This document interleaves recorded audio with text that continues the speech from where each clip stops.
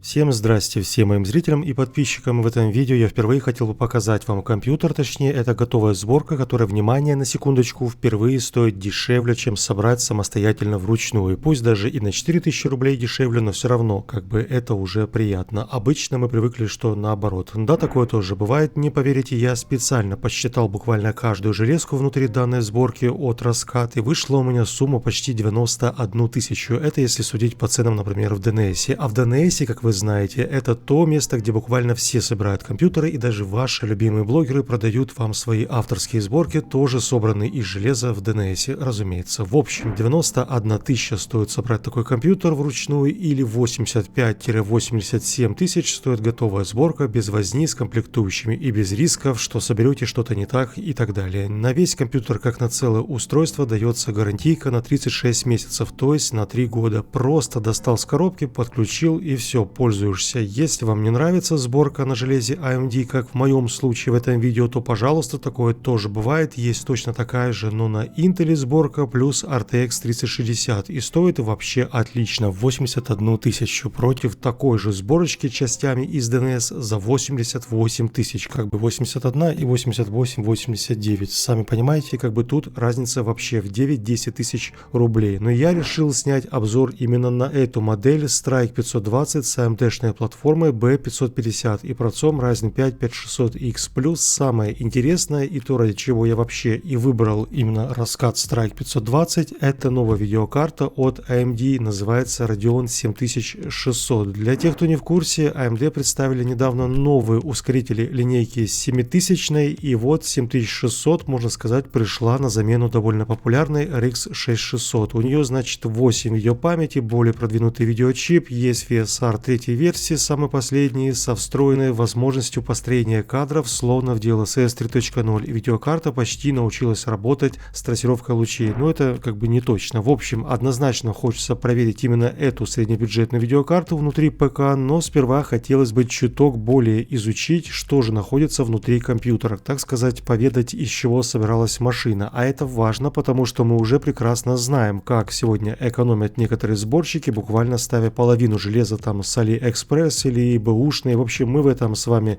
разберемся. Итак, процессор, еще раз повторюсь, у нас внутри это Ryzen 5 5600X, это нормальный такой себе камень, в рознице продается за 16 тысяч, его мощность там примерно равна i5 12400F. Далее материнская плата у нас на чипсете B550, я уже рассказывал, не самая дешевая мать, у нее еще есть два свободных слота под оперативу, имеется радиатор на силовых элементах, все это не от компании Huananji или там Sanyon где-нибудь там с Китая, это нормальные брендовые гигабайты, собственно, этой же фирмы и видеокарта RX 7600, и она у нас в довольно серьезном исполнении, имеет большие 3 вертушки с большим радиатором, металлический бэкплейт, в общем, не самый дешевый продукт, вроде там его конкурентов S-Rock или Power Color, это одна из самых дорогущих моделей 7600, стоит она почти 40 тысяч, это больше, чем, например, любая RX 3060 и так далее, так что вот такие они народные видеокарты от AMD. Далее, насчет охлаждения процессора, то у нас поставили, значит, проверенную башню от Deepcool, это из новой серии, стоит такая железка в районе там 2200-2400, и по идее ее 4 тепловые трубки и вентилятор на 120 мм без проблем справятся с шестиядерным 12-поточным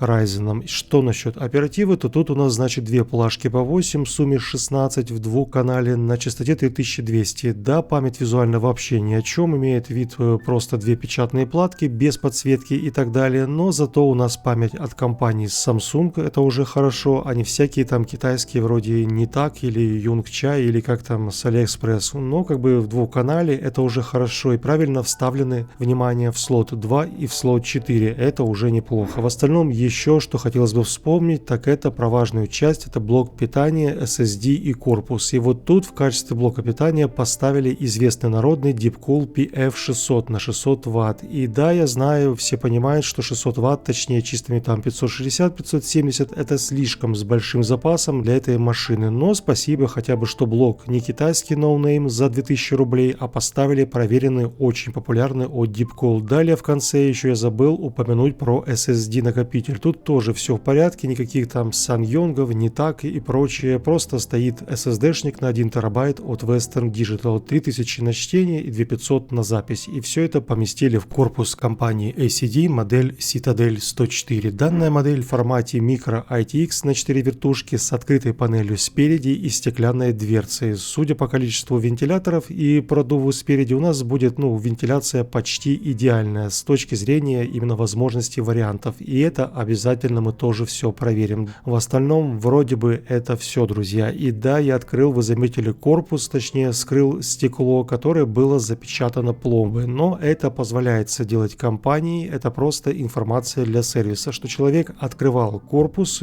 туда что-то в общем влез и что-то там смотрел. То есть проблем с гарантией не будет. Но информация для ремонтников есть, что я открыл действительно корпус, и они уже будут в курсе, что я влез в этот корпус своим носом. Вот и все. Что ж, теперь давайте запустим парочку игр на раскат Strike 520, как современных, так и не очень современных. Хотя вторая часть Контры все же считается, в принципе, современной. Она вышла буквально месяц назад вроде бы, и многие, скажем так, были удивлены, что сильно поднялись требования именно к железу. Но в нашем случае не стоит вообще заморачиваться, свои 200-300 кадров компьютер выдает. Тут все окей. И меня больше, знаете, интересует иное. Это именно температура железа. И тут есть очень интересная ситуация. Смотрите, мне кажется, в компании Gigabyte перепутали охлаждение от топовой 7900 и поставили случайно на 7600, отчего температура на видеокарте не поднимается выше там 48, 49, возможно 50. И это на секундочку в закрытом корпусе, не самом большом корпусе в формате Micro ITX. И да, я вижу, я знаю, что видяха трудится в КС на 70%. У нее большой запас, отчего теплопакет не поднимается выше 120 Вт, от 190 возможных. И поэтому такая низкая температура. Как бы это все понятно, но все равно сам факт, что отлично работает CS2 на Ultra Full HD и выдает при этом видеокарта 4850. Это очень и очень приятная новость.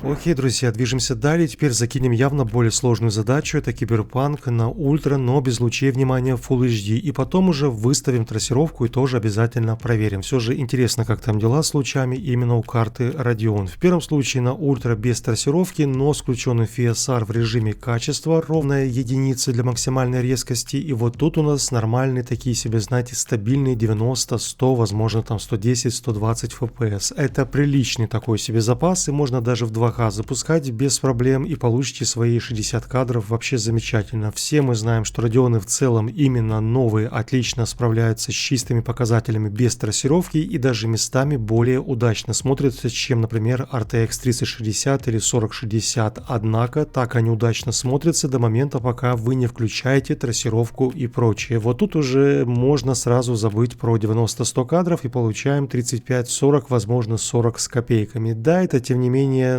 нормальные 40 кадров, почти консольные по своей плавности, но все же, если выбирать 90 и 100 кадров против 35-40, я бы оставил именно для себя первый вариант. Даже спустя почти 5 лет все видяхи Radeon не в силах все еще приблизиться к результатам NVIDIA именно с трассировкой лучей. И тут стоит как бы некий выбор. Или вам нужен высокий фрейм без трассировки на картах Radeon, или берете карты NVIDIA, выставляете лучи и получаете чуть ниже FPS, точнее это минус 30%, но зато с лучами, но с замыленной картинкой от DLSS. Так что зрители сами должны решить для себя, что им больше нравится. И я же в целом еще раз хотел бы обратить внимание на температуру видеокарты, и она таки остается в пределах 50-51 градус при максимальном теплопакете в 180 Вт для 7600. Это просто самая низкая температура, что я видел из всех видеокарт, и я примерно понимаю, с чем это может быть связано. Слишком переборщили в компании с массивным охлаждением. Оно явно больше для топовых моделей, чем для какой-то там 7600, отчего и температура крайне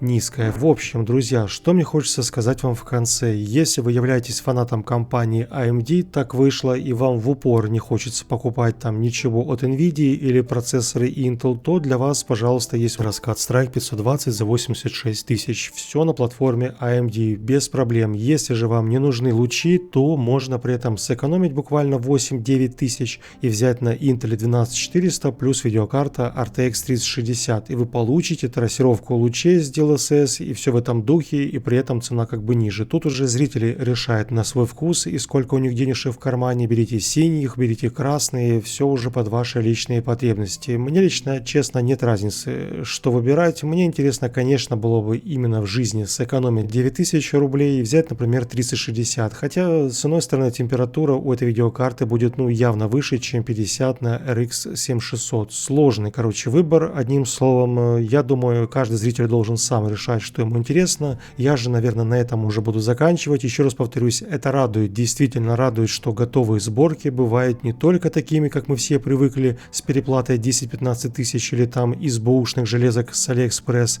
а вот бывают вполне адекватные сборки, как в нашем случае Раскат Страйк. И это тот самый редкий случай, который меня действительно заинтересовал. Мне вообще не стыдно даже честно рекомендовать такие ПК, по крайней мере по цене это точно. В описании я оставлю ссылки на эти компьютеры, если кому интересно. Сложно сегодня найти действительно реально адекватный ценник на готовые сборки, и куда проще, вы все знаете, для контента взять просто подвальных продавцов ПК, там с Авито или с Вальберы, с Озона, и поржать с них, мол, смотрите, что они собирают. Такой контент, я знаю, у нас очень любят, а вот напротив, найти нормальные готовые ПК по нормальной цене, это довольно сложно, да, и шок-контент, конечно, из этого не получится. Вот как-то вот так, друзья. В общем, на этом будем уже заканчивать. Увидимся с вами уже очень скоро. Не болейте. Всем удачи и пока-пока.